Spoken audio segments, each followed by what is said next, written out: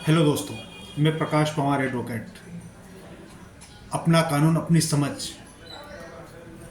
मैं आपका स्वागत करता हूं। मैं कानून की जानकारी आपको निरंतर देता रहूंगा समय समय पर।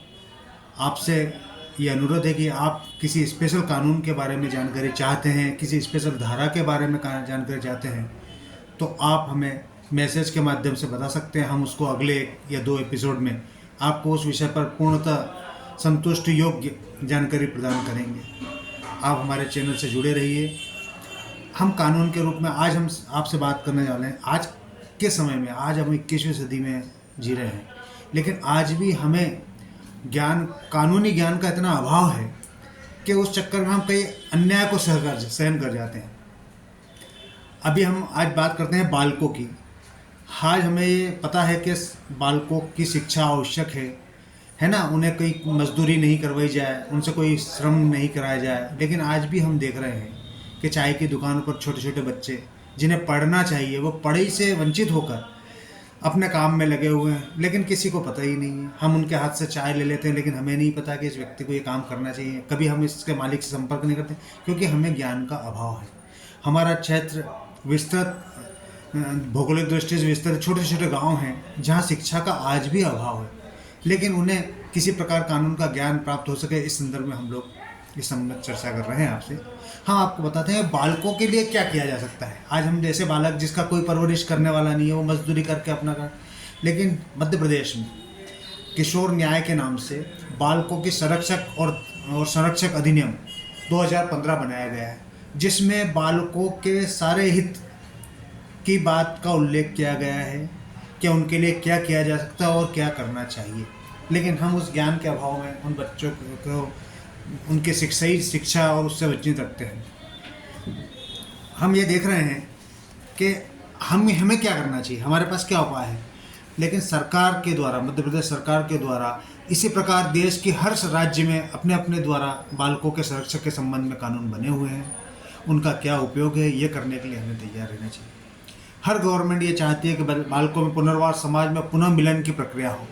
जो बच्चे समाज से विकृत हो गए हैं, जो अपराध में लिप्त हो गए हैं, या जो भिक्षावृत्ति कर रहे हैं, जिन्हें कोई पता ही नहीं है कि उन्हें पढ़ना लिखना चाहिए, तो उन्हें वापस समाज में हम एक ही विचारधारा में, लय में उसको लाकर समाज से जोड़ा जा सकता है। हमें ये समझना चाहिए कि बालकों से संबंधित मतलब क्या है। 18 वर्ष से कम उम्र के जो भी बच्चे होते हैं, जो या तो अपराध में लिप्त हो जाते हैं या किसी काम धंधे में लग जाते हैं बालक की उम्र में। कुछ लोग उसका शोषण करते हैं, चाय की दुकान पे लगा दिया, 2 5 10 20 50 रुपये दे के उसका काम करवा लिया। लेकिन हमें उनका ध्यान रखना चाहिए, हमें जागरूक नागरिक बनना चाहिए और उन बच्चों के भविष्य को, क्योंकि बच्चे देश का भविष्य है। अगर हम उन्हें सही नहीं सजाएंगे तो हमारे देश में युवा वर्ग की समस्याएं हो जाएगी। उन्हें सही विचारधारा में नहीं ले, कई लोगों ने भ्रमित कर उल्टे सीधे काम कर रहे हैं। उन्हें ज्ञान ही नहीं होता है कि वो कर रहे हैं सही है या गलत है। लेकिन उनको करने के लिए हमारे कानून है, उन कानून का उपयोग करना चाहिए। देख रेख और संरक्षक की जरूरत, बालक का प्रवर्तन करना चाहिए। उन्हें देख रेख की व्यवस्था, सरकार ने ऐसी कई व्यवस्थाएं बना रखी है। प्राइवेट रूप से अगर करते हैं तो उनको अनुदान देती है, और गवर्नमेंट के रूप से भी उनके कई बाल संप्रेक्षण गृह बने हुए हैं, जहाँ पर उन्हें खाना पीने रहने की सारी सुविधा दी जा सकती है, शिक्षा दी जा सकती है, और समाज में आगे बढ़ने का रास्ता दिखाया जा सकता है, उन्हें तैयार किया जा सकता है। तो हमें जब ऐसी कोई स्थिति मिले तो हमें तलाश करना चाहिए कि हमारे ज़िले में, हमारे राज्य में इस प्रकार का कहाँ क्षेत्र है और हम कहाँ उनसे संपर्क कर सकते हैं और कहाँ इन बच्चों का भविष्य हम सुधार कर सकते हैं। कई बच्चों से भीख मंगाई जाती है, मजबूरी और डर की वजह से वो बच्चे भीख मांगते रहते हैं, लेकिन उनके देख रेख की व्यवस्था करना चाहिए। ऐसी संस्थाओं पे ध्यान देना चाहिए जो बालक के देख रेख है, जिनका रजिस्ट्रेशन है, संस्थाएं हैं जो बच्चों के लिए काम कर सकती, उन संस्थाओं से जोड़ना चाहिए। ये हमारे कानून में स्पष्ट रूप से दे रखा है। उनके लिए कई खुले आश्रम हैं जहाँ पे वो रह सकते हैं, खा सकते हैं, पी सकते हैं, शिक्षा ग्रहण कर सकते हैं, और इसमें शासन की ओर से उनको सुविधा उपलब्ध होती है। उनकी देख रेख सारी चीज़ें करने का दायित्व तो गवर्नमेंट ने अपने ऊपर ले रखा है, लेकिन ज्ञान ही नहीं है, इसलिए वो बच्चे ऐसे ही अपना जीवन जी रहे है ना।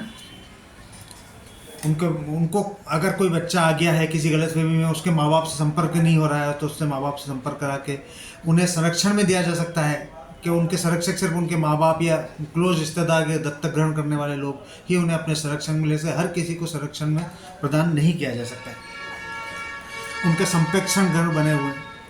अब इसी प्रकार बालकों से अपराध जो हो जाते हैं उनका क्या, बालक हैं अज्ञानता में अपराध हो जाते हैं, किसी ने बहला दिया तो उससे अपराध हो जाता है, उसे इसकी जानकारी नहीं होती कि ये जो मैं कर रहा हूँ ये गलत है या सही नहीं। तो इसके लिए कानून बना हुआ है किशोर न्यायालय के नाम से, उस न्यायालय में उसकी सुनवाई होती है, वहाँ पर भी सुधार गृह है, वहाँ पर उन्हें अपराध या उसको जेल नहीं कह सकते, वो सुधार गृह है। वहाँ पे बच्चों को शिक्षा दी जा सकती, पढ़ाया की जा सकती है, उनसे संस्कार दिए जाते हैं और उन संस्कार को ग्रहण करके वो एक वापस अपनी ज़िंदगी में आ सकता है। अगर उनके घर वाले हैं तो उनकी जवाबदारी पर कि भैया आप इस बच्चे से कोई आगे गलती ना हो, इसका देख रेख करेंगे, इसका पूरा ध्यान रखेंगे, इसके लिए आप ये काम कर सकते हैं। तो अपने नज़दीकी संप्रेक्षण गृह, किशोर न्यायालय, श्रम न्यायालय में जहाँ बच्चों से श्रम कराया जाता है, उन न्यायालयों को आप इस संदर्भ में खबर दे सकते हैं। और हम अगर ये नहीं कर सकते हैं तो हम सबसे पहले हमारे नज़दीकी पुलिस थाने में कम से कम एक समाज का एक जिम्मेदार नागरिक होने के नाते हम एक सूचना दे सकते हैं।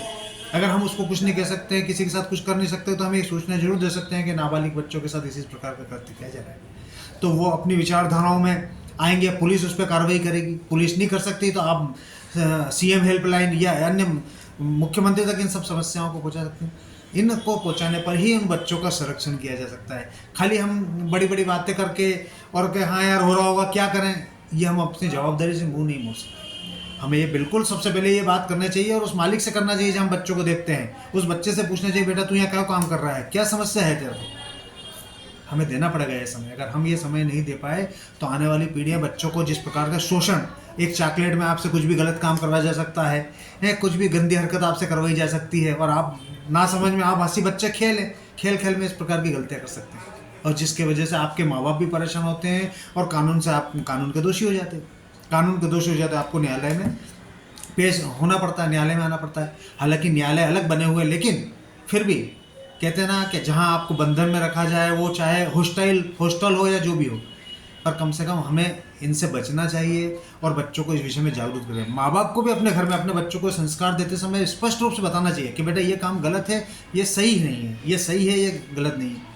और अगर इसी जानकारी हमको नहीं है तो हमारे नज़दीकी किसी अभिभाषक या न्यायालय में जाके आप किसी भी न्यायाधीश के सामने खड़े होकर कह सकते हो साहब ये समस्या हमारे देखने में ही है, क्या इसका हल हो सकता है, क्या इन बच्चों का भरण पोषण की व्यवस्था हो सकती है, इनकी शिक्षा की व्यवस्था हो सकती है। हर जगह किशोर न्यायालय अधिनियम अपने अपने हिसाब से लगा है। जैसे मध्य प्रदेश में किशोर न्याय अधिनियम 2015 बना हुआ है, इसी प्रकार हर राज्य में अपना अपना कानून बना हुआ है। तो मेरा यही कहना है कि अपन जागरूक बने, मजबूत बने और हम हमारे देश के बच्चे युवाओं को मजबूती से काम करने के लिए प्रेरित करें, राष्ट्रभक्त बनाएं उन्हें और उन्हें अपराध से दूर रखें। हर माँ बाप को अपने दायित्व का निर्वहन करें। चलिए आज के लिए इतना ही। हम आपसे आगे फिर मुलाकात करेंगे। आगे बच्चों के साथ और क्या क्या होता है इस संबंध में हम आपको एक एपिसोड में और बताएंगे। आपसे ये निवेदन है कि आप इस चैनल को सब्सक्राइब करें, ज़्यादा से ज़्यादा लाइक करें और आप खुद ये बताएं कि हम किस विषय में जानना चाहते हैं या किस विषय का ज्ञान की आपको आवश्यकता है, तो हम आपको बताएंगे। इसी प्रकार आपसे मिलते रहेंगे। नमस्कार।